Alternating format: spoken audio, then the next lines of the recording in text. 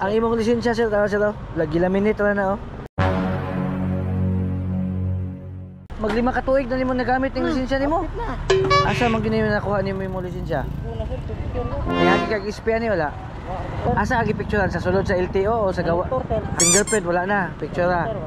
Oh, waka ni exam. Piki na sir.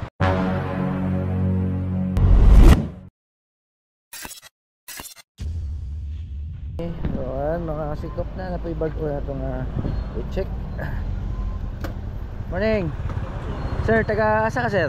Valencia? Valencia? Asa man ginayon nakuha niyo mo lisensya? Una sir, picture ko. Fixer ka sa Cebu? Pila may nagasto ni mo ani? Kana sir, 7,000 ka pun sir. Niyagi kag ispya ni wala? Wala na. Usa nga tuig nimo nakuha ni? Nakakuan ko na sir, 2020 sir. Taod-taod na day. Unya sa Cebu nimo nakuha no? Yes sir. Kung Cebu dapat ang code ani G. G it means region 7. Kining imuha kay naka NCR man eh. Kini nagpasa na kag tubay tuan ni o gipicturean na ka. Picturean ako sir. Asa ka gipicturean sa sulod sa LTO o sa gawa? Sa monitor. Lagi asa nga monitor sa opisina na nila dili sa LTO. Opisina ra nila sir. Ilaha lang. Fingerprint wala na. Picture na. Sir, wala sir. Oh, waka ni exam. Wala sir. Wala na po ni exam. Extra ka bayad. Medical wala na po no. Wala sir. Piki na sir. Itong tawagan itong taga LTO ha. Ug magkuha man gud ta og lisensya. Una, moagi tag ISP. Walay direct nga makuha og lisensya nga dili ta moagi ISP. Kaduha, kinahanglan ta og picturean ta mismo sa sulod sa LTO. Dili sa laing opisina, dili sa laing gawas o dili ta mohatag og picture.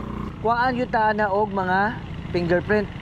So, ka wala man kaniagi may ana. Wa ka ni exam. Una, og makakuha tag ISP, moagi ta og seminar. So, wala man kaniagi seminar. Ako na. Kini sir, kung LTO ang nakadakop ni mo ani, nakakay suspension sa usa ka tuig. Saan man ni sir? Confiscate na mo ni. Pwede gani nga papailan ka kaso kay falsification of documents, nagamit ka o piki nga mga yan driver's license or lain nga mga ID. Sir, nga piki na sir. Di sir, kita man gud sir, kabalo na man gyud ta nga ug magkuha tag lisensya personal dapat sa LTO ta kabalo na ta na. So niagi maka-pick sir, so kabalo na gyud ka nga pick ana kanang dili na siya allowed. Lagi ka nilaging business trabaho sir. Dili gyud to nagkalasyon ng sa atong pagabisi sa atong trabaho sir. Resto ba ta resto pa daw. Expire registro ni sir.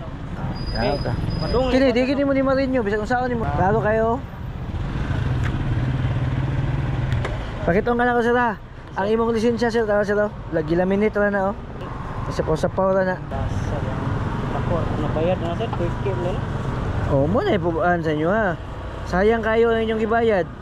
At tuwa mo tong taga Cebu, reklamo to nimo. Yan na kwadto sir. Sayang na kwadto, dugay na sir.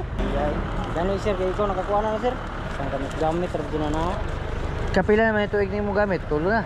Dugay na sir, tawag na po sir. Di, ano, mag-ana day. Maglima ka tuig na nimo nagamit ng lisensya nimo. Grabe, wa kagig checkpoint ay. Kanang mga kuan na sir, mga munisipyo.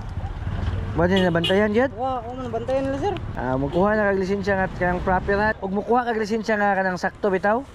Mga mugasto na siguro mga 4 kapin. Mga 4,000 kapin. Kana sir kay gidipso na pro sir mo dako lang bangay. Oh, dito pag idog professional.